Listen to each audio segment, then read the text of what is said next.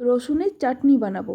তার জন্য 30 থেকে 35 কোয়া রসুন নিয়েছি আর 10-12টা শুকনো লঙ্কাকে দানা বাদ দিয়ে গরম জলে আধ ঘন্টা ভিজিয়ে রেখেছিলাম।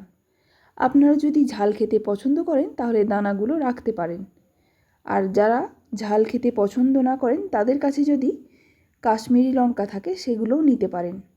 এবার লঙ্কার যে ভিজিয়ে রেখেছিলাম সেই জলটা ফেলে দেব। তারপর একটা মিক্সির জার নিয়ে তার মধ্যে লঙ্কা আর রসুন দিয়ে দেব। এরপর জল ছাড়া একটা পেস্ট বানাবো। এই পেস্টটা খুব মিহি হবে না, একটু দানা দানা থাকবে। এবার গ্যাসে কড়াই বসিয়ে তাতে 3 টেবিল চামচ তেল দিলাম। তেলটা গরম হয়ে যাওয়ার পর 1 চামচ জিরে ফোড়ন দিয়ে দেব। জিরেটা ফাটতে শুরু করলে এর মধ্যে ওই রসুন আর লঙ্কার পেস্টটা দিয়ে দেব। তারপর 1 চা চামচ ধনে গুঁড়ো আর পরিমাণ মতো নুন দিয়ে দেব।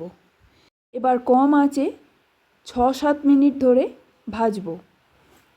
যখন কালারটা চেঞ্জ হয়ে যাবে তখন এর মধ্যে দিয়ে দেব 2 চা চামচ পাতিলেবুর রস। আপনারা চাইলে এতে ভিনিগার নয়তো আমচুর পাউডার থাকলে সেটাও দিতে পারেন। কিছুক্ষণ নাড়াচাড়া করে নিয়ে নামিয়ে নেব। রসুনের চাটনি তৈরি।